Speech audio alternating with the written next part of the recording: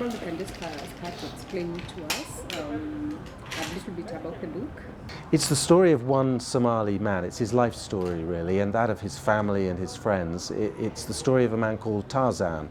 That's his nickname, Mohammed Tarzan Nur, who until recently was the mayor of Mogadishu. And I'd met him as part of my reporting for the BBC back in 2010 and again in Mogadishu. Very charismatic figure, quite a divisive figure, like most Somali politicians. Some people think he's great, some people think he's terrible.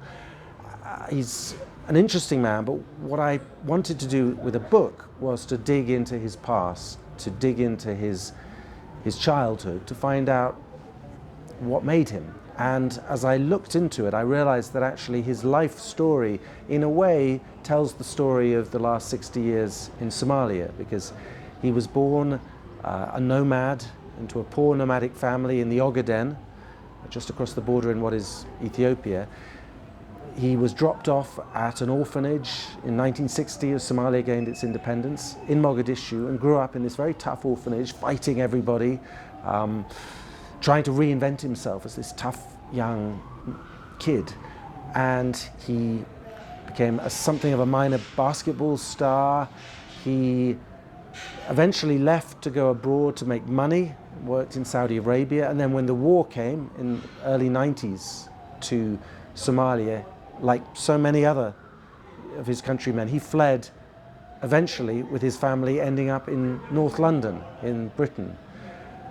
And of course, after 20 years there, he was a businessman, he was involved in diaspora politics. He came back as mayor of Mogadishu in 2010. And so through him, I could trace Mogadishu's journey and what a wonderful, prosperous, cosmopolitan city it was in the 70s and 80s, or particularly in the 70s, and its decline, and also look today at the issues confronting the diaspora, who are trying now to come back to Mogadishu to help rebuild, and the challenges, the optimism, and what it's like to have lost your country, to have scattered this community across the world, this giant Somali diaspora, and how they try and re-engage with their country.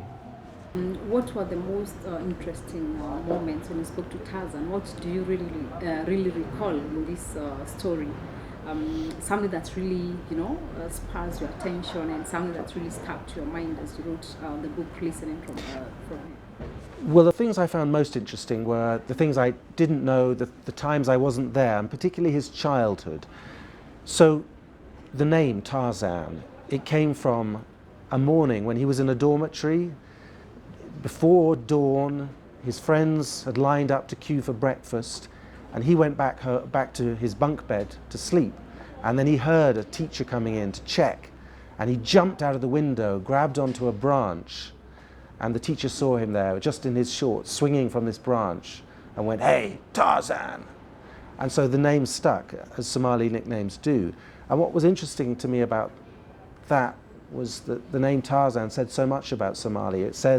It speaks to their oral culture, to their love of nicknames, but it also speaks to the fact that they were watching Tarzan films in these beautiful open-air cinemas that were dotted around this beautiful cosmopolitan port city, and they would go and see American westerns, the latest Italian Fellini films, and they knew about Tarzan. They were no longer this isolated country. They felt very much part of the international community. So I like that story. I like the fact that Tarzan was on the orphanage team playing against the police team in 1972, when two of the most famous American basketball players of all time, Kareem Abdul-Jabbar, Oscar Robertson, came and played, one on each side, in Mogadishu. And this was a highlight of so many people's lives. If you talk to Somalis of that generation, they all remember Kareem Abdul-Jabbar coming and playing in Mogadishu, and how he got sent off by the referee who didn't understand the way the Americans were bouncing the ball. So little anecdotes like that I think bring both Somalia and the era and Tarzan to life as characters.